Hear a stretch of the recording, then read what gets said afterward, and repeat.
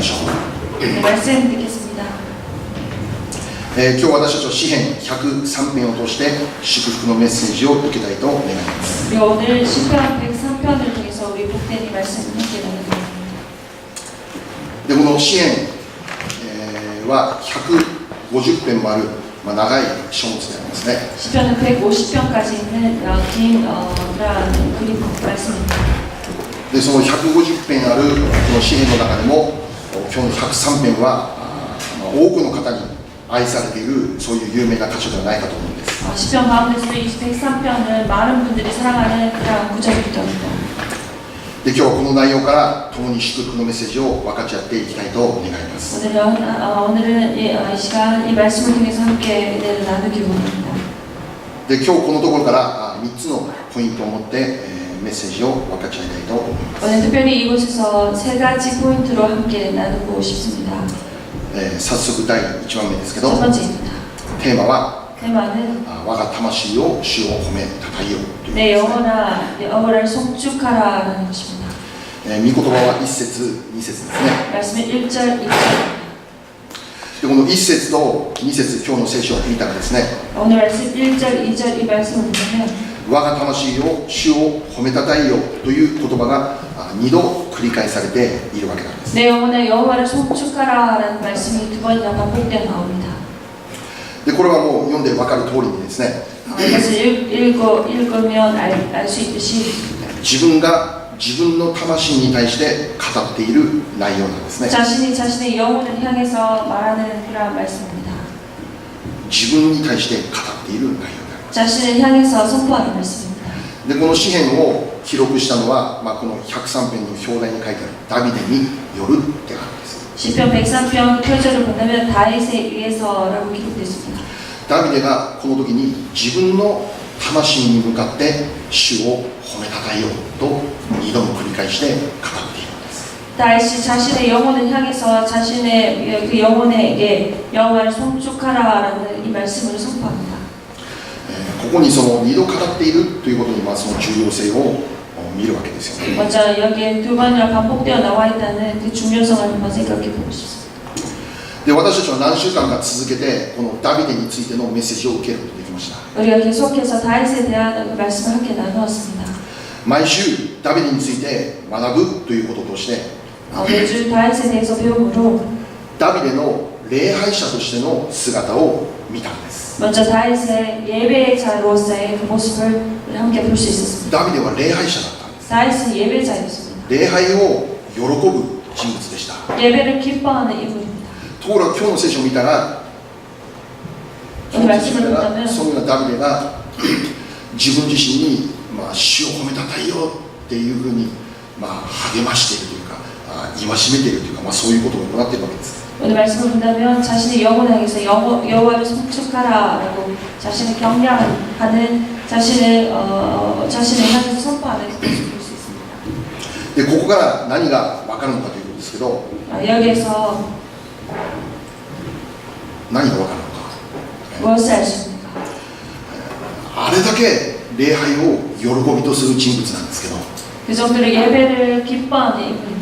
しかしそのようなダビデであっても 그러한 사람이랄지라도 自分の魂に対して 자신의 영혼을 향해서 主を褒めたたえよう、そのように言って自分の魂を励まさなきゃならない、そういう時もあったということです。 여호와를 송축하라라고 선포할 만큼 자신을 격려해야 할 때도 있었다는 것입니다. その意味は 의미는 ダビデであっても 그 다윗이라도 礼拝をするということがもう簡単ではないと思える、そういう状況に置かれることがあったということなんですよね。 예배를 드리기에 힘든 그런 상황이 그에게도 있었다라는 것을 볼 수 있습니다. で実際このダビデの人生を見るときに 실제로 다윗의 인생을 볼 때 常に良いことばかりがダビデの人生に起こっていたわけではありません。 항상 좋은 일만 다윗의 인생에 있었던 것은 아닙니다. 聖書を見たら 성경을 ダ 본다면 ビデは 다윗은 ダビデの前の王様サウルから命狙われてしまうという状況がありました。 다윗의 그 전에 그 사울에게서 생명을 위협받는 그런 상황도 많았습니다. またある時には 그리고 어떤 때는 自分の息子であるアブシャロムから命狙われてしまうということも起こったわけです。 자신의 아들 압살롬에게서 생명을 위협받는 그런 일도 있었습니다. 息子のアブシャロムが父のダビデに向かって謀反を企てたっていう。 자신의 아들 그 압살롬이 아버지를 향해서 모함을 한 것입니다. それによってダビデは逃亡生活をするようになる。 그래서 인해서 도박 생활을 하게 됩니다. 息子に命狙われる、もう最悪な状況ですよ。 다윗에게 생명을 위협을 받는 최악의 상태입니다. そのような本当に難しい苦しい状況の中で 그런 정말 어렵고 힘든 상황 가운데 私たちならばどう思うか。 우리라면 어떻게 생각할까요? そのような苦しい辛い難しい状況の中で心から死を賛美するということ可能かどうか。 정말 우리가 그런 어려운 가운데서 진심으로 주님을 찬양할 수 있을까? もしかしたら良いことばかりが起こった時には 어쩌면 좋은 일만 있을 때는 私たちは心から死を見上げて感謝しますという礼拝を捧げることができるかもしれません。 정말 주님을 바라보며 감사합니다라고 고백하며 나아가는 것이 쉬울 수 있습니다. しかし多くの苦しみ重荷を持っているという状況にあって 하지만 많은 괴로움과 그 고통이 있는 상황에서 多くの重荷を抱えているという状況にあって 큰 무거운 짐을 가지고 있는 그러한 상황에서 心を込めて死を褒めたたえていくということが本当に私たちにとってそれが可能かどうかということなんですよね。 정말 마음을 다해서 주님을 찬양하고 나아가는 것이 우리에게 가능한지 決してそうではない。 결국 그렇지 않을 것입니다. そのような状況にあって 그러한 상황에서 それでも主を褒めたたえます感謝しますということは決して簡単なことじゃない。 그 속에서도 그래도 주님을 찬양합니다. 감사합니다. 라고 하는 그 고백은 어려울 것입니다. しかしそれと同時に 하지만 그것과 동시에 難しいと同時に 어려움과 동시에 私たちが知っていることは 우리가 알고 있는 것은 そのような難しい状況にあるからこそ 그런 힘든 상황이 있기 때문에 そのような重い荷物を背負っているそういう状況にあるからこそ 그러한 무거운 짐을 짓고 있는 그러한 상황이기 때문에 辛く苦しいからこそだからもっと主を褒めたたえる 괴롭고 힘들기에 더욱 주님을 찬양한다는 것입니다. マイナスと思える状況の中でこそ 마이너스의 그 상황으로 보일 그 상황에서 私たちはもっと主に近づいて 더욱 우리는 주님을 가까이 가며 主の皆を褒めたたえていくということが本当に必要なことなんだ。 주님의 이름을 찬양하고 나아가는 것이 우리에게 정말 필요하다는 것입니다. なぜならば 왜냐하면 主を褒めたたえていくということの中に 주님을 찬양하고 나아간다는 그 가운데 私たちの本当の慰めがそこにあるからですよ。 우리의 참된 그 위로가 그 속에 있기 때문에 本当に辛くて苦しいんですけど 정말 괴롭고 힘들지만 しかし主を見上げ主を褒めたたえた瞬間に 하지만 주님을 바라보고 주님을 찬양하는 그 순간 そこに心の癒しが望まれて 그 속에 우리의 마음의 치유가 있고 新しい力が与えられて 새로운 힘이 허락되며 今まで恐れと不安で支配されていた心が平安へと変えられるということが賛美の中で起こっていくわけですよ。 이때까지 두려움과 그 불안으로 잡혀있는 내 마음속에 마음이 그 찬양을 통해서 치유되기 때문입니다. これはもう私も賛美リードをやりながら何度も体験していることですよね。 이것은 제가 찬양 리더를 하면서 몇 번이나 경험한 것입니다. 東京にいた時は普通の世の中の仕事もして夜は教会の伝道師として使えるということを何年間もやっていました。 제가 동경에 있을 때는 세상의 일을 하면서 또 저녁에는 교회로 와서 전도사로서의 사명을 했습니다. 世の中で仕事をするときにクリスチャンとして伝道者としていい顔ばっかりすることでできることではありません、ね、 세상 일 가운데서는 정말로 크리스천으로서 좋은 일만 있는 것이 아닙니다. あれこの人本当にクリスチャンかなって思われるような行動とか言葉とか言ってしまう時がある。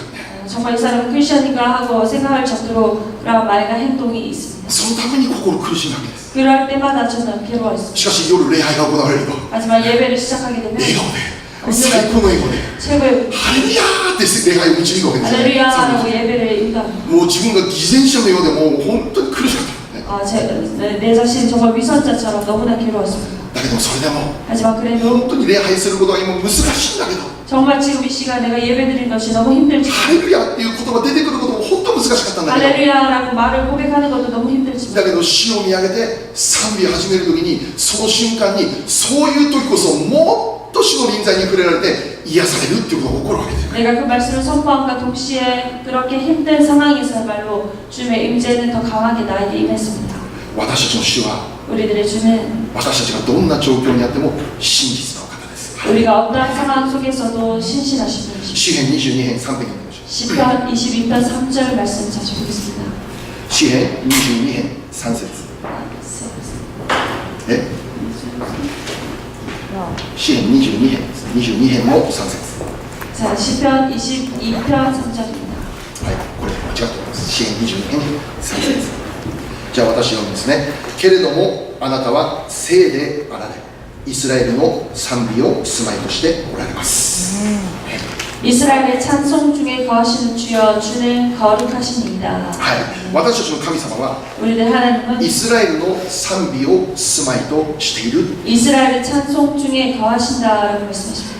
イスラエルが捧げられる賛美の中に主は住んでいるというんです。 이스라엘이 드리는 그 찬양 가운데 거하신다라는 것입니다. その意味は 의미는 イスラエルが捧げられる賛美を主は本当に喜んでいたということです。 이스라엘 그 백성이 드리는 그 찬양을 너무나도 기뻐하셨다라는 것입니다. ダビデとイスラエルの民が幕屋の中で捧げられていた24時間絶え間ない礼拝、主が本当に喜んでいたんですよ。 그 다윗과 이스라엘 백성들이 24시간 춤을 찬양하고 나아가는 그 찬양을 주님께서 너무나도 기뻐하셨다는 것입니다. どれだけ嬉しかったら私はそこに住むというのがね、 얼마나 기뻤던지 내가 그 가운데 거하겠다라고 말씀하시는 것입니다. 同じように主は 동일하게 주님은 イエス・キリストを信じてイエス・キリストによって救われた私たちの捧げる賛美を喜んでください。 예수 그리스도를 믿고 예수 그리스도를 찬양하는 그 찬양을 주님께서 기뻐하십니다.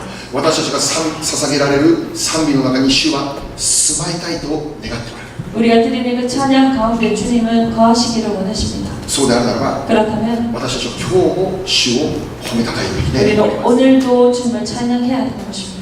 確かに私たちの人生は 확실하게 우리들의 인생은 日々の忙しさに追われて 매일매일 바쁜 가운데 있습니다. また多くの悩み苦しみの中で 그리고 많은 고민과 괴로움 가운데 主を褒めたたえるということが簡単ではないと思える時あるのです。 주님을 찬양하는 것이 간단하지 않을 때가 많습니다. だから今日の御言葉にあるように 그렇게 오늘 말씀이 선포되듯이 自分に対して言い聞かせることです。 자신을 향해서 말하는 것입니다. 我が魂を主を褒めたたえよう。 내 영혼아 주를 찬양할지어다. 私自身の心に励ましを与える。 내 마음에 격려를 주는 것입니다. 何よりもあなたの賛美を主が待っているんだという。 무엇보다 당신의 찬양을 주님께서 기다리신다는 것입니다. あなたの賛美の中に主は住みたいと願っているんだということを 당신의 忘れて 그 はなりません。 찬양 가운데 주님께서 거하시기를 원하신다는 것을 기억하시기 だから私たちは今日も賛美をするべきです。 그렇게 오늘도 우리는 찬양해야 합니다. あらゆる状況にあって主を賛美させる。 여러 상황 가운데서도 주님을 찬양하는 것입니다. ヘブルの13章15節 그래서 13장 15절 말씀입니다. ヘブル人への手紙13章15節ですね。 이브리서 13장 15절 말씀입니다. こういうふうに御言葉が書かれてありますね。ヘブル13章15節。じゃあ一緒にせーの。ですから私たちはキリストを通して賛美の生贄、すなわち皆をたたえる唇の果実を神に絶えず捧げようではありませんか。시작. 그러므로 우리는 예수로 말미암아 항상 찬송의 제사를 하나님께 드리자. 이는 그 이름을 증언하는 입술의 열매이니라. はい、英語でせーの。 Jesus says the word of that continue love with God, sacrifice by faith, the Lord of the 絶えず捧げようではありませんか。 우리가 끊임없이 주님을 찬양하자 드리자. その賛美の中に主が住んでくださるんだ。 주님께서 그 찬양 가운데 거하여 주신다. だから私たちが賛美を捧げるときに本当に主と出会うことができるということが起こる。 그렇게 우리가 찬양 드리는 그 가운데 주님과 만나는 일이 일어납니다. 賛美の中で主と出会い、そこに本当に癒しが起こり、感謝と賛美が、感謝と喜びが回復されていく。 찬양 가운데서 정말 주님을 만나고 그 가운데 우리의 회복이 일어나는 것입니다. この場所に来たこの時だけ賛美するんじゃなくて、 이곳에 와서 여기에 왔기에 여기에서만 찬양하는 것이 아니라 私たちが置かれた場所で賛美、主を褒めたたえることができる時間、場所を確保する。 우리가 있는 그곳에 정말 내 찬양하는 그 시간을 확보하고 나아가는 것입니다. その中で 우리가 그 本当 가운데 にわしのように羽ばたくことのできる新しい力が与えられるんだということを 정말 信じて、 독수리같이 날 수 있는 날개를 칠 수 있는 그 능력이 허락됨을 기억하시기 바랍니다. だから私たちは 그렇게 우리는 苦しかったら難しかったらもっと主を褒めたたえる皆様になっていただきたいんです。 힘들 때, 더 어려울 때 더욱 주님을 찬양하는 그 은혜가 여러분들에게 부어지기를 원합니다. すべては主の最善の中でなされている信じてハレルヤ賛美捧げる。 모든 일들이 주님의 최선 가운데 이루어짐을 기억하며 주님을 찬양하는 것입니다. それは主にとっての喜びであり、 그것은 주님에게 있어서 기쁨이며 そしてその主の喜びが私たちの喜びにつながっている。 그 기쁨은 바로 우리들의 기쁨으로 또한 허락된 것입니다. 第2番目、 두 번째입니다. 第2番目テーマは感謝を忘れるなという 두 번째는 감사를 잊지 말자라는 것입니다. 感謝を忘れるな 감사를 잊지 말자라는 것입니다. で2節にこうあるわけです 2절에 이러한 말씀이 있습니다. これ有名な言葉ですよね 유명한 말씀입니다. 主が私たちによくしてくださった、ね 주님께서 우리의 행하신 은택을 私たちはいつでも主を褒めたたえる 우리는 언제나 주님을 찬양하는 것입니다. なぜそうするのでしょう 왜 그렇게 하는 것입니까? 主がすでに私たちに良いものを与えてくださったから 주님께서 벌써 우리에게 많은 좋은 것을 허락하셨기 때문입니다. これから与えられるのではなく私たちはすでに主から良いものを与えられているから 이제부터 허락되는 것이 아니라 벌써 우리에게 허락 주어졌습니다. だから主を褒めたたえる 그렇게 우리 더욱 주님을 찬양해야 됩니다. 主からすでに良いことを与えられているそのことを忘れてはならない 주님께서 허락하신 우리 모든 은택을 잊지 말아야 됩니다. 主のよくしてくださったことを何一つ忘れるな 주님께서 행하신 모든 은택을 잊지 말지어다라고 말합니다. そのことを忘れるなって言ってるわけです 잊지 말지어다라고 말합니다. 別の言葉で言えば感謝を忘れるなということです 감사를 잊지 말라라는 것입니다. 感謝を忘れてはならない 감사를 잊어서는 안 됩니다. で聖書にこういうお話があります 성경에 이러한 이야기가 있습니다. ルカの17章を見たら 누가복음 17장을 본다면 10人のサラート患者に侵された人々が登場します 11명의 병을 든 사람이 있었습니다. でその10人の患者がイエス様を通して全員が見事に癒されたということなんですよね 그리고 그 모든 사람들이 예수님에 의해서 다 치유받게 되었습니다. 当時このサラートという病気にかかると 그 당시에 그 병에 걸리면 それは本当にかわいそうな病になりました 정말 불쌍한 그런 병이었습니다. この病にかかってしまうならばその瞬間からもうその人人間扱いされないそんなものとして生きなきゃならない 그 병을 걸린다면 인간으로 취급받지 못하는 그런 대접이 있었습니다. サラートにかかったって分かるならば 그 병에 문득 병에 걸린다면 その人はもうこれ以上その町で普通に生活できなくなってしまう 그 사람은 그곳에서 평범하게 생활할 수 없게 됩니다. サラート患者は隔離された彼らだけが生活できるその場所で隔離されて生きなきゃならない 그 문두병에 걸린 사람들은 그 사람들끼리 다른 곳으로 옮겨져서 구별되어서 살아야 됩니다. 当然家族とも引き離されてしま 당연하게 가족과도 헤어지게 됩니다. う仕事もすることできません 일도 할 수 없습니다.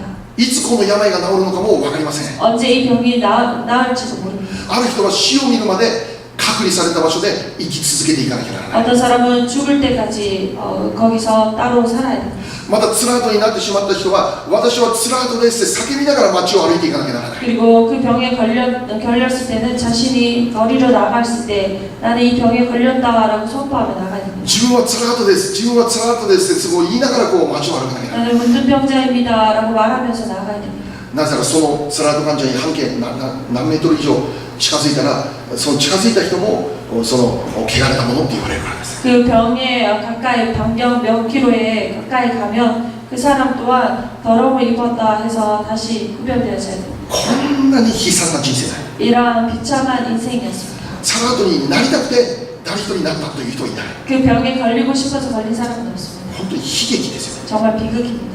しかしそのような悲劇にいた人々が 하지만 그런 비극에 있는 사람이 イエス様と出会うということとして完全に癒された 예수님과 만남으로 완전히 치유되는 일이 일어났습니다. これはその人々にとって本当に驚くべき恵みであり奇跡なわけですよね 이것은 정말 그 사람에게서 너무나도 놀라운 은혜이며 기적입니다. しかし聖書を見たらこうなんです 하지만 성경을 보면 이렇습니다. ルカの17章 누가복음 17장 15節から18節 15절부터 18절까지 말씀입니다. ルカの17章の15節から18節ですね 누가복음 17장 15절에서 18절입니다. そのうちの一人は自分の癒されたことが分かると大声で神を褒めたたえながら引き返してきてイエスの足元にひれ伏して感謝した。彼はサマリア人であった。そこでイエスは言われた。10人清められたのではないか。9人はどこにいるのか。神を崇めるために戻ってきた者はこの外国人の他には誰もいないのだ。それからその人に言われた。立ち上がって行きなさい。あなたの信仰があなたを治したのです。18절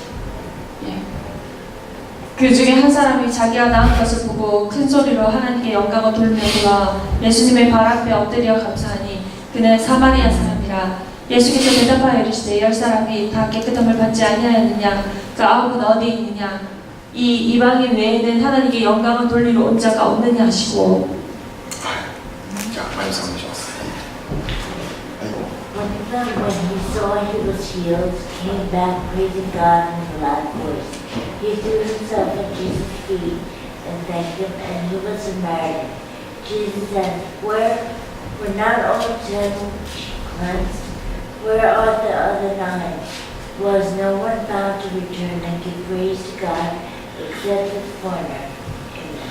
はい、癒されたうちの一人が本当に喜んで感謝してイエス様のところに戻って感謝する。 10명 중 한 사람이 정말로 치유받음을 알고 정말 감사하고 주님 앞에 나왔습니다. しかし10人いたのに1人しか帰ってこなかった。 그래서 10명 있었는데 한 명밖에 주님께 돌아오지 않았습니다. 他の9人どこ行ったのかわからない。 다른 9명은 어디로 갔는지 모릅니다. 癒された癒されたら喜んでただほっとけじゃない。 치유받고 기뻐하며 어디로 가버렸습니다. また何週間か前に見たんですけど、 그리고 몇 주간 전에 우리가 함께 보았습니다. イスラエルが出エジプトするときに海が2つに分かれた。 이스라엘이 출애굽할 때 바다가 2개로 나누어졌습니다. そういう海が2つに分かれたという偉大な奇跡を体験しながら彼らは出エジプトしたんです。 바다가 2개로 나누어지는 것을 보며 기억하며 기뻐하며 출애굽을 했습니다. 彼らが出エジプトできたということは全く完全なる奇跡だったんです。 그 출애굽할 수 있었던 건 정말 하나님의 기적의 일이었습니다. それを通してイスラエルには間違いなく主は共にいるよということを教えてるわけですよね。 그래서 거기서 틀림없이 주님께서 이스라엘과 함께 하신다라는 것을 볼 수 있었습니다. 心配するなっていうことです。 걱정하지 말라. 私は今もあなたと共にいるっていう。 나는 지금도 너희와 함께 한다라는 것입니다. しかしそれは驚くべき奇跡を体験したんですけど、 하지만 그런 놀라운 기적을 했지만 その奇跡を体験した3日後にはもう水がないんだ、食べるものないんだと言っても不平不満を言い始めるわけです。 그 기적을 체험한 그 백성들은 3일 후에 물이 없다, 음식이 없다 해서 불평불만하는 모습을 볼 수 있습니다. わずか3日しか経っていないのに 벌써 3일밖에 지나지 않았는데 喉元を過ぎたら暑さを忘れるんですよね。 뜨거운 것이 지나가면 그 뜨거움을 잊어버리듯이 彼らは偉大な奇跡がなかったかのように、そんなことを体験していなかったかのようにただ過ぎ去るわけです。 그러한 체험을 하지 못한 것처럼 그 모든 것을 잊어버리고 말았습니다. 目の前に起こる試練の中でただ不平不満ばかりを並べた。 눈앞에 보이는 그 시련만을 불평불만하는 것입니다. 私たちは 우리들은 感謝を忘れてはなりません。 감사를 잊어서는 안 됩니다. 感謝を忘れて 감사를 잊어버리고 不平不満を並べ立てるということがあってはなりません。 불평불만을 우리가 계속해서 말해서는 안 됩니다. 水がない、食べ物がない、そういう状況の中でイスラエルがするべき正解はその中でも主を褒めたたえることだ。 정말 물이 없고 그 힘든 가운데서도 이스라엘이 해야 될 것은 이제는 주님을 찬양하는 모습입니다. 今日も明日も主を褒めたたえている。 내일도 오늘도 주님을 찬양하는 것입니다. なぜならば主はいつまでも真実なのからだから。 왜냐하면 주님은 언제라도 항상 신실하신 분이시기 때문에 海をあの時に分けた主なる神様は今この時も水がない、食べ物がない、今この時も共におられるということですね。 바다를 둘러 나누신 그 주님이 물이 없고 힘든 그 상황에서도 지금도 변함없이 우리와 함께 하시기 때문입니다. だから私たちも 우리들 또한 あらゆる状況にあって 여러 상황 主 가운데서 への感謝と賛美が私たちの唇から満ち溢れていくように、そういう人生となることを願っています。 우리의 어느 상황에서든지 우리의 입술에서 주님을 향한 찬양과 감사가 항상 끊이지 않고 나오기 원합니다. 感謝と賛美を捧げることは結局私たちの力になるわけです。 감사와 찬양하는 우리들에게는 결국 그것이 우리의 힘이 됩니다. 第3番目、 세 번째입니다. じゃあテーマは 테마는 何に感謝するのか。 그럼 무엇을 감사하는가라는 것입니다.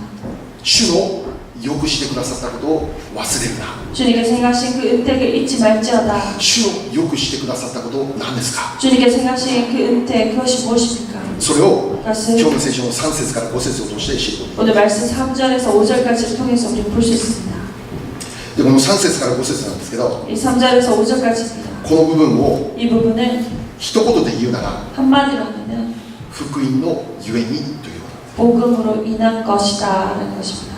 福音のゆえに感謝する。 복음으로 인해 우리는 감사해야 된다라는 것입니다. この3番目のテーマは福音のメッセージです。 세 번째는 복음의 메시지입니다. 福音のゆえに感謝する。 복음으로 인해 우리는 主 감사해야 のしてくださった良いこと、それは福音である。 됩니다. 주님께서 행하신 그 은혜 그것은 바로 복음입니다. 3節を見れば、 3절을 본다면 이렇게 기록되어 있습니다. 主はあなたのすべての咎を許した。 저가 내 모든 죄악을 사하시며 で本来ならば 본래라면 ここにいる私たちは 이 자리에 있는 우리 모두는 罪とがの中で生きている存在でした。 죄와 허물 가운데 살아가는 그러한 존재였습니다. それゆえに 그것으로 인해서 私たちは 우리는 この続けて3節を見たら 그 계속해서 3절을 본다면 病の中で生きなきゃならないものであり 모든 병 가운데 살아야 되는 사람이며 また4節を見たら 그리고 4절을 본다면 穴って書いてあるね。 파멸이라고 穴の中にいるものだった。 그 파멸 가운데 있는 자였다라는 것입니다. しかし神様のくださった福音によって 하지만 하나님께서 허락하신 그 복음으로 인해서 私たちの持っていた罪の咎は許されました。 우리들의 모든 죄와 허물을 사함을 입었습니다. それによって 그것으로 인해서 病すべての病を癒されまし 그 た。 모든 병을 고쳐주셨습니다. また穴からも救われました。 그리고 그 파멸에서 생명을 파멸해서 구속하셨습니다. 4節あなたの恵みと憐れみの冠を受けることができました。 그리고 인자와 긍휼로 간을 씌워주셨습니다. 5節を見れば 5절을 본다면 福音によって罪許された私たちは 복음으로 인해서 세상을 얻은 우리들은 一生良いもので満たされる。 이 평생 좋은 것으로 우리의 소원을 만족해 주시고 そしてその若さはわしのように羽ばたく。 그리고 그 청춘으로 독수리같이 새롭게 하십니다. 今日びっくりしたんです昨日ね。 저는 놀랐습니다. わあね、賛美チームのこの方からメールが来るわけです。今日やる賛美はこれです、ね。 이번 주 찬양은 이것입니다라고 연락이 もう 왔습니다. 賛美見たら全部感謝と喜びばっかり、 오늘 ね 찬양이 다 감사와 기쁨이 しかも極めつけはメッセージ終わった後の賛美が主は良いお方ですよ。 그리고 말씀 끝나고 난 もう 다음 まさしく今 마지막 日の御言 찬양이 葉だ。 주님을 선한 분이시다라는 그 今日 찬양이었습니다. これやりますよ言ってないですね。 오늘 이 말씀입니다라는 것을 わ 말하지 あ 않았습니다. 主は素晴らしいですね。 주님께서 역사하십니다. 감사합니다. でそれゆえに、 그것으로 인해서 私たちは 우리는 今日も明日も主に感謝する。 오늘도 내일도 항상 우리는 주님을 찬양해야 됩니다. それゆえに 그것으로 인해 あらゆる状況にあってマイナスと思える状況にあっても私たちは主を褒めたたいていくこと。 모든 상황 가운데서도 마이너스의 그 상황 속에서도 우리 주님을 찬양하고 나아가야 될지 私たちが主を褒めたたえる理由というのは明確です。明確。 우리가 주님을 찬양해야 되는 그 이유는 명확합니다. 今日も私たちが変わらずに主を感謝するというこの理由は曖昧ではありません。なんとなく感謝する人ではありません。 우리가 항상 찬양해야 될 그 이유는 애매하지 않습니다. はっきりしています。 확실합니다. 福音のゆえです。 복음으로 인해서입니다. 一つ一つ確認しましょう。 한 가지 한 가지 우리가 확인해 보겠습니다. ここにいる私たちは 이 자리에 있는 우리들은 本来罪の中で生きる存在でありました。 본래 죄 가운데 살아가는 그런 존재였습니다. で罪のゆえに 죄로 인해서 私たちは病の中に生きていた。 우리는 병 속에 있었습니다. そして穴の中に落ちている存在だった。 그리고 그 파멸 가운데 떨어진 자였습니다. でここで言う病というものは 여기에서 말하는 이 병이란 一般的に私たちが考えている病気ではありません。 일반적으로 생각하는 그 병이 아닙니다. で別の言葉で言い表すなら 다른 말을 표현한다면 呪いとも言うことができます。 저주라고도 말할 수 있습니다. また罪のゆえに 그리고 죄로 인한 その結果として神様から受けなければならない報いを言っているわけです。 그 죄로 인한 우리가 거둬야 될 그 죄의 삭을 말합니다. 罪のゆえにその結果神様から受けなければならない裁きということについてここで言っているわけです。 죄로 인해서 우리가 거둬야 될 주님의 그 심판을 말합니다. 罪人となってしまったがゆえに受けなきゃならない報いでありますね。 우리가 받아야 될 그 거듭입니다. 罪のゆえに 죄로 인해서 私たちは 우리는 病の中で生きなければならなかった。 그 병 가운데 살아야 됐습니다. その意味は 우리는 神の裁きの中に置かれる存在だよ。 하나님의 심판에 놓여진 자라는 것입니다. で4節を見たら 사절을 본다면 その裁きの内容が明確にされている。 그 심판의 내용이 명확하게 기록되어 있습니다. それが 그것이 바로 穴に落ちるということです。 내 생명을 파멸해서라는 것입니다. でこの穴という言葉をちょっと調べた。 이 파멸이라는 말을 좀 찾아보겠습니다. ヘブル語で 히브리어로 発音難しい。シャハーシャハース。 샤하라는 発音難しい。 말입니다. まあ、簡単に言うとシャハース。で英語で見たら 영어로 본다면 ディストラクションです。ディストラクション。 그것입니다. ディストラクションの意味は破壊です。破壊。ね、 파괴라는 破滅です。 파멸입니다. 絶滅という。 절멸, これ 멸절입니다. 穴っていう言葉実はとっても強い言葉で言われている。 굉장히 강한 표현입니다. 穴という訳はなぜ穴かよくわからない。優しいこういう訳なんですね。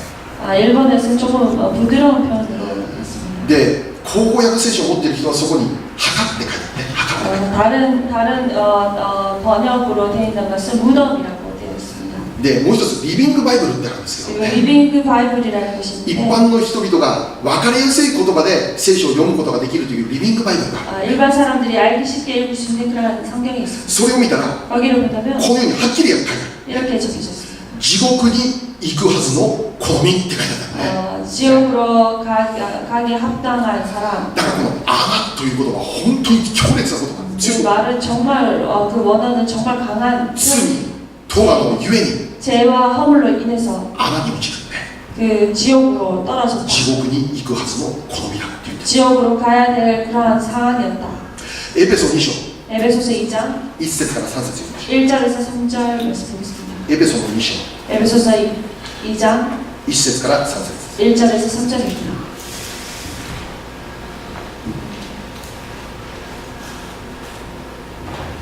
エペソの2章の1節から3節読みますね。 에베소서 2장 1절에서 3절입니다. あなた方は自分の罪過と罪との中に死んでいたものであって、その頃はそれらの罪の中にあって、この世の流れに従い空中の権威を持つ支配者として今も不従順の子らの中に働いている霊に従って歩んでいました。私たちも皆かつては不従順の子らの中にあって、自分の肉の欲の中に生き、肉と心の望むままを行い、他の人たちと同じように生まれながら身怒りを受けるべき子らでした。 그는 허물과 죄로 죽었던 너희를 살리셨구나. 그때에 너희는 그 가운데서 행하여 이 세상 풍조를 따르고 공중의 거세 잡은 자를 따랐으니 곧 지금 불순종의 아들들 가운데서 역사하는 영이라. 전에는 우리도 다 그 가운데서 우리 육체의 욕심을 따라 지내며 육체와 마음에 원하는 것을 하여 다른 이들과 같이 본질상 진노의 자녀였더니. 자, 브라이언, 이거. As for you, you were dead in your transgression and sins, in which you used to live all the ways of this world. Now the rulers of the kingdom of the air, the spirit who is now at work in those who are disobedient. All of us who have lived among them at one time, gratifying the cravings of our sinful nature, following the desires of us, and the rest we were by nature just of life. はい。で、この3節の最後を見たら、 3절의 마지막 부분을 본다면 身怒りを受けるべき子らでしたってあるわけです。 본질상 진노의 자녀였더니라고 말합니다. 神様の怒りです。 하나님의 그 진노입니다. 本来私たち全ての人間は罪人となってしまったがゆえに神様の怒りを受けなきゃならない存在だった。 본질상 우리는 죄인이었기에 하나님의 그 진노를 받아야 되는 자녀였습니다. でそのことを先ほどの詩篇103編で穴に落ちるっていうふうに表現されている。 그것을 통해서 시편 103편에서 파멸로 떨어졌다라는 것을 표현합니다. その意味は 그 의미는 地獄に行くはずの好みであったという 바로 지옥으로 가야 될 그런 상황이었다라는 것입니다. 恐ろしいことですね。 두렵습니다. で私たち今日知らなきゃならないです。 근데 우리는 기억해야 됩니다. 人間の持っている罪というものはそれほど深刻なんだということです。 인간이 가지고 있는 그 죄는 그 정도로 정말 심각하다는 것입니다. 地獄に行かなきゃならない。 지옥으로 가야 될 자였다는 地 것입니다. 獄に行かなきゃならないほど深刻を極めているのが私たち人類の持っている罪なんだということ。 그 정도로 지옥에 가야 될 만큼 그 정도로 심각한 죄가 바로 우리 인간의 죄라는 것입니다. じゃあそれほど深刻だって言われている罪、具体的にどういうことなんですか。 그렇다면 그 정도로 심각하다고 생각하는 그 죄는 어떠한 것입니까? 確かに私たちは、ね、テレビとかニュースとかで見てたら 확실하게 우리가 텔레비나 뉴스를 본다면 ああこの人はもう絶対地獄に行かなきゃならない本当悪い人だって思える人、ね、ニュースとかでも見るわけですよ。 정말 이 사람은 지옥에 가야 된다라고 생각할 정도로 정말 심각한 그런 사람이 まあ一般的にそういう人々というのはもう凶悪犯罪を犯したような人々のことを私たち考えるわけですけど、 일반적으로는 정말 흉악범 그런 사람이라고 생각할 수 있습니다.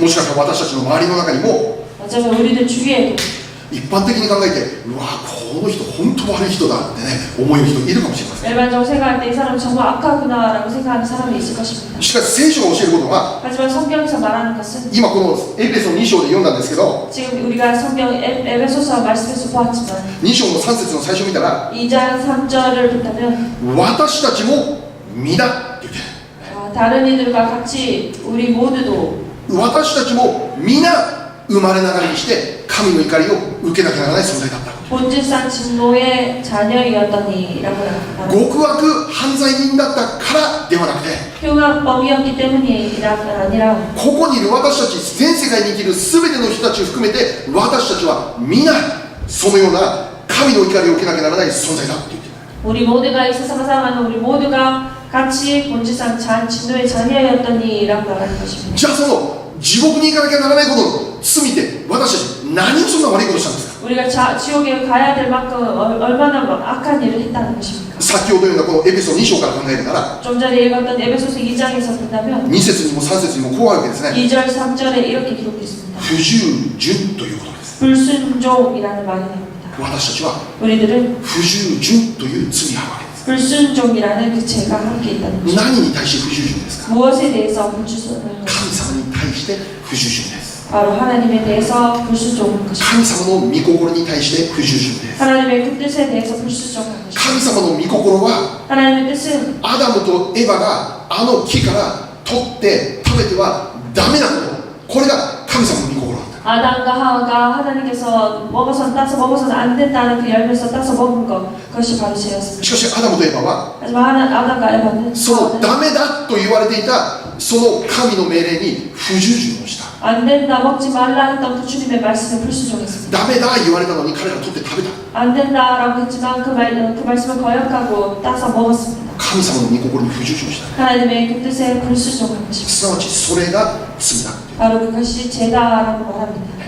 神様によって創造された存在であるにもかかわらず、 하나님에 의해서 취급을 받은 존재임에도 불구하고 もし神様の御心から離れてしまうというなら、 만약 하나님의 그 뜻에서 멀어지면 神様なんかいないかのように背を向けて生きているということ、 하나님이 안 계신 것 같이 등을 돌리고 살아간다면 それが罪なんだ。 그것이 바로 죄다라는 것을 가르쳐 줍니다. 罪とは何でしょう。 죄는 무엇입니까? 神様の御心から離れていきる。 하나님의 말씀에서 멀어지는 것입니다.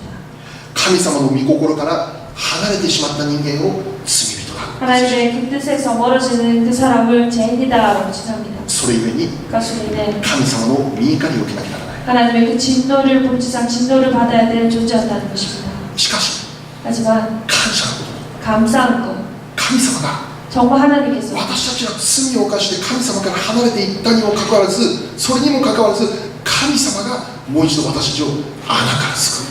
우리가 죄를 짓고 하나님을 멀리하고 나아갔지만 주님은 우리를 그 파멸에서 우리를 구속해 주셨습니다. 詩編103編に戻って 시편 103편도 돌아와서 4節を見たら、 4절을 본다면 あなたの命の穴からあがないと言って、 너의 생명을 그 파멸에서 구속하시고라고 말합니다. あがなわれた。 구속하시고라고 합니다. でこのあがなわれるということが少し難しい言葉です。 구속한다 이 말은 조금 어려울 수 있습니다.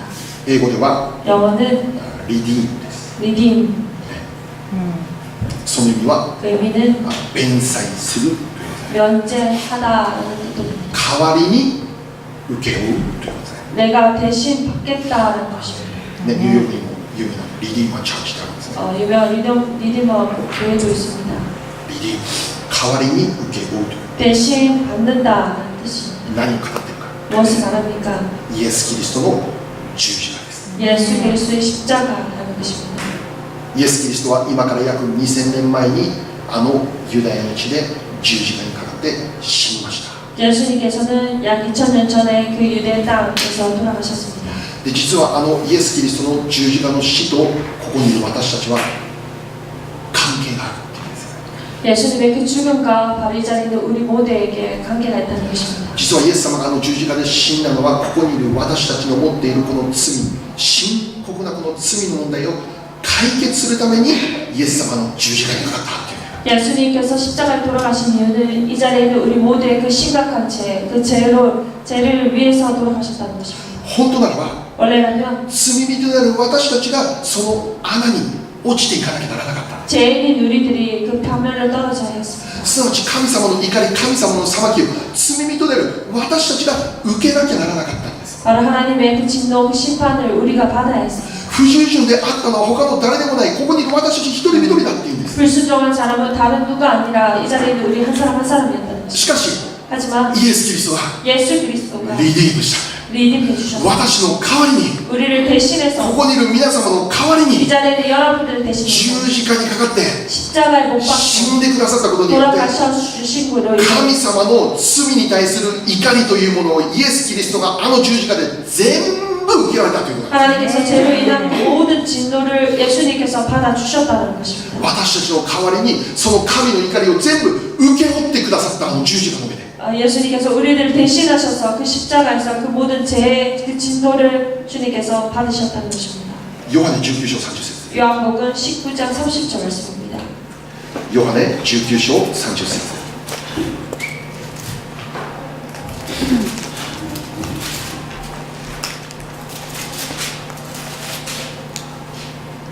はい、じゃあ一緒に読んでみましょう。 함께 읽어보겠습니다. せーの。イエスは水ぶどう酒を受けられると完了したと言われた。そして頭を垂れて霊をお渡しになった。アメン。 읽겠습니다. 시작. 예수께서 신포도주를 받으신 후에 이르시되 다 이루었도다 하시고 머리를 숙이니 영원히 떠나가시니라. せーの。 When he had carried his spirit and Jesus to death, his resurrection stream, so that the God, his enemy, イエス様は 예수님께서는 完了したという言葉とともに息を引き取られた。 완료했다라는 그 말씀과 동시에 숨을 거두셨습니다. 何が完了した？ 무엇을 완료했습니까? 私たちが 우리가 罪のゆえに受けなければならなかった神の怒りはもう終わった。 죄로 인해서 받아야 될 그 모든 진노를 다 치웠다라는 것입니다. それを今この時に私がみんなの代わりに十字架で全部受けた。 내가 모두를 위해서 내 십자가에서 이 십자가에서 주님의 그 진노를 다 받고 치웠다라는 것입니다. 私が代価を全部あの十字架で払いました。 내가 그 모든 대가를 다 십자가상에서 치웠다라는 것입니다. 完了したんです。 완료했다라는 것입니다. だからもうこれ以上 더 이상 罪のように人間は神様の怒りを受けなくても良いんです。 죄로 인해서 주님의 그 진노를 받을 필요가 없습니다. 穴に落ちる必要なくなったんです。 파멸로 그 떨어질 이유가 없어졌습니다. はっきり言えば地獄に行く必要ないんです。 지옥을 갈 필요가 없게 되었습니다. もうイエス様があの十字架の上で全部解決した。 예수님께서 그 십자가 상에서 모든 것을 해결하셨습니다. しかし一つしなきゃならないことは 하지만 우리가 해야 될 것 한 가지는 そのイエス・キリストの十字架福音の言葉を信じるということ。 바로 예수님께서 치르신 그 십자가 그 복음의 말씀을 우리가 믿는 것입니다. それを信じるなら 우리가 그것을 믿을 때 あなた方は 우리는 裁きではなくて 심판이 아니라 苦しみではなくて 괴로움이 아니라 103編5節に書いてあるように 103편 5절에 기록되어 있듯이 あなたの一生はこれからそのイエス・キリストを信じた瞬間から一生は良いもので満たされるという約束の中で生きる。 그 세상의 삶을 정말 주님의 좋은 것으로 체험을 받고 만족하며 살아가는 삶이 허락된다는 것입니다. あなたの一生 당신의 그 평생을 あなたの一生聖書的に考えるときにこれどういう言葉かな。 정말 성경적으로 생각할 때 그 평생은 무엇입니까? 聖書的に考えるときにこの一生ってどういうことかな。 이 평생, 이 소원이란 무엇입니까? ただ単に80年90年100年そう言ってんじゃないですよね。 그냥 단순하게 80년, 90년 그 생을 말하는 것이 永 아니라 遠を語っている。 영원을 말하는 것입니다. 永遠に 영원히 あなたの人生は良いもので満たされる。 언제나 좋은 것으로 만족해 하신다라는 것입니다. 私たちは永遠の救いを受けた。 우리는 영생의 그 구원을 입은 것입니다. 私たちは永遠にもうこれ以上神の怒りを受ける必要はなくなった。 영원토록 주님의 그 진노를 받을 필요가 없습니다. それを可能にしたのが 그래서 가능케 하신 이가 イエス・キリストの福音なんだと。 바로 예수님의 이 복음이라는 사실입니다. じゃあ最後に 그럼 마지막으로 福音の内容を見ましょう。 복음의 내용을 한번 보겠습니다. 第一コリント 고린도전서 15章 15장 1節から4節です。 1절부터 4절까지 보겠습니다. 第一コリント15章1節から4節。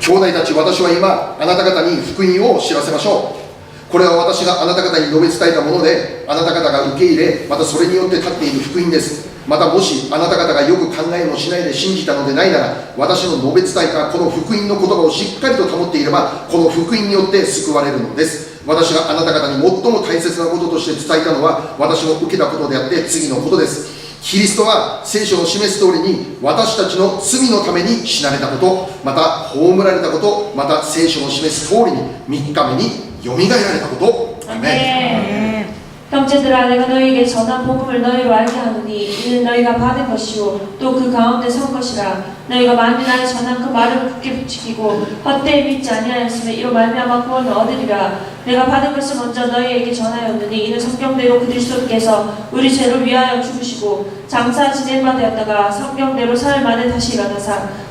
はい、ライブお願いします。はい。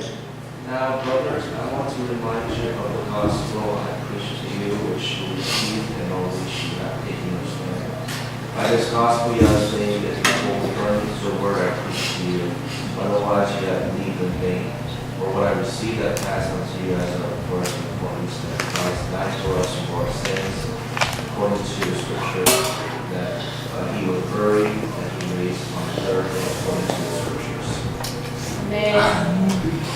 ここ見たらパウロが福音のことについてどうしても伝えなきゃならない大切なことって言ってるんです。 바울이 정말 꼭 전해야 되는 이 복음의 내용에 대해서 말하고 있습니다. 福音の内容について3つのことを言ってる。 복음의 내용에 대해서 이렇게 세 가지를 말합니다. キリストが私たちの罪のために十字架で死なれたこと。 그리스도께서 성경대로 우리 죄를 위하여 죽으시고 2つ目に 두 번째는 墓に葬られたこと。 장사 지낸 바 되었다가 3つ目に 세 번째는 聖書に示す通りに3日目によみがえられたこと。 성경대로 사흘 만에 다시 살아나사.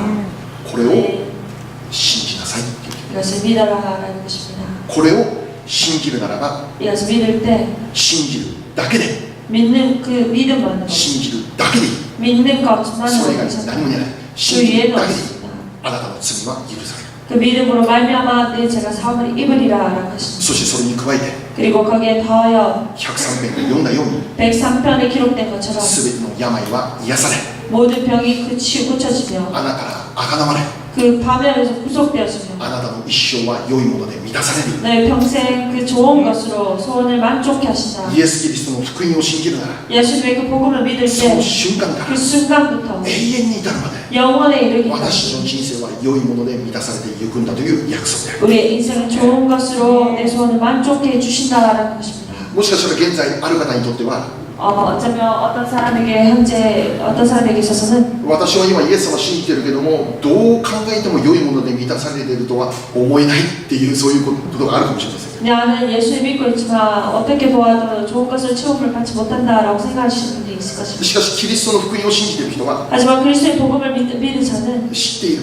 알고 있습니다. 何を知っている。 무엇을 알고 十字 있습니까? 架のままで終わらないことを知っている。 십자가채로 끝나지 않으면 우리는 기억합니다. その後には必ず復活の栄光が表されることを信じている。 그 십자가 후에는 언제나 영광의 그 부활이 함께한다는 그 기억합니다. キリストを信じて生きる者がたどり着く最終的な目的地はいつも勝利なんだという。 그리스도를 믿고 살아가는 그들의 최종 목적지는 언제나 승리라는 것. 復活なんだ。 부활이다. 主の栄光にたどり着くことができる。それが私たちに準備されているもう何週間か前のメッセージエリムという場所であるということですよね。 부활의 그 영광이 준비되어 있는 바로 우리가 몇 주 전에 읽었던 그 엘림의 그 そ 장소. れ約束されている。 그래서 약속되어졌던 何よりも究極 무엇보다도 は 그 死んでも生きるという驚くべき約束の中で生きている。 죽어도 산다라는 그 놀라운 약속 가운데 거하는 것입니다. 私たちはそれを信じました。 우리는 그것을 믿었습니다. キリストの福音を私たち信じて受け取ることができました。 그리스도의 그 복음을 믿고 우리가 영접했습니다. それゆえに私たちは救われました。 그것으로 인해서 우리는 구원을 얻었습니다. 私の一生は良いもので満たされるという約束の中で今私たちは生きています。 우리의 평생은 좋은 것으로 주님의 선한 것으로 체험을 받는 그 약속이 허락되었습니다. それゆえに私たちは今日も明日も今より常しえまで我が魂を主を褒めたたえよって賛美しながら生きるということなんです。 우리는 그것으로 인해서 우리가 매일같이 내 영원한 주를 청축할지어다라고 하며 사냥하고 나아가는 것입니다. 私たちの感謝は何ですか。 우리들의 감사는 무엇입니까? 私たちはなぜ今日も明日もあらゆる状況にあって主を褒めたたえて生きなければならないんです。 우리가 오늘도 내일도 어느 상황에서는 언제나 주님을 천축하고 나가야 되는 그 이유는 それ 무엇입니까? は主の福音のゆえであります。 그것은 바로 주님의 복음으로 인한 救われたからです。 구원받았기 때문입니다. あがなわれたからです。 구속받았기 そ 때문입니다. の事実のゆえに 그 사실로 私 인해서 たちは今日も主を褒めたたえて生きるということを行うんです。 우리는 오늘도 주님을 찬양하고 나아가는 모습으로 살아야 됩니다. 間違ってはならないことは、 잘못돼서는 안 되는 今 것은 日は私の感情がとても良い気分だから主を褒めたたえる、そうではありません。 우리의 감정이 정말 좋기 때문에 주님을 찬양한다 그것이 아닙니다. じゃあ気分悪かったら私は主を褒めたたえません。そういうことなんです。 기분이 나쁘다면 주님을 찬양하지 못한다는 것입니다. 私たち気分良いから主を褒めたたえるんじゃなくて、 우리의 감정에 의해서 주님을 찬양하는 것이 아니라 神様が私の祈った通りに叶えてくださったからこの褒めたたえるのではなくて、 주님께서 내가 기도한 대로 응답해 주셨기에 내가 주님을 찬양하는 것이 じゃ 아니라 あ祈りその通りにならなかったから私は主を褒めたたえることをやめます、そういうことなんです。 그렇다면 내 기도를 응답하지 않았다면 내가 찬양하지 않겠다라는 모습이 됩니까? 目に見える現象じゃない。 눈에 보이는 현상이 아닙니다. 私たちにすでに与えられた福音によって私たちは今日もあらゆる状況で主を褒めたたえている。 우리에게 허락된 벌써 허락된 이 복음으로 인해서 우리는 매일같이 어떤 상황에서나 주님을 찬양해야 하는 것입니다. これが 이것이 救われた人々の人生です。 이 구원받은 우리 한 사람 한 사람의 인생의 모습입니다. 我が魂を主を褒めたたえよう。 내 영혼아 주를 찬양 송축할지어다. 主のよくしてくださったことを何一つ忘れるな。 주님께서 행하신 모든 은택을 잊지 말지어다. 忘れるな。 잊어서는 안 됩니다. 今週も賛美して 이번 주도 우리가 함께 あなた 찬양하며 の唇から賛美が満ち溢れて生きることで願い 우리의 입술에서 언제나 주님을 향한 찬양이 넘치며 나가기를 원합니다. お祈りしましょう。 기도하겠습니다.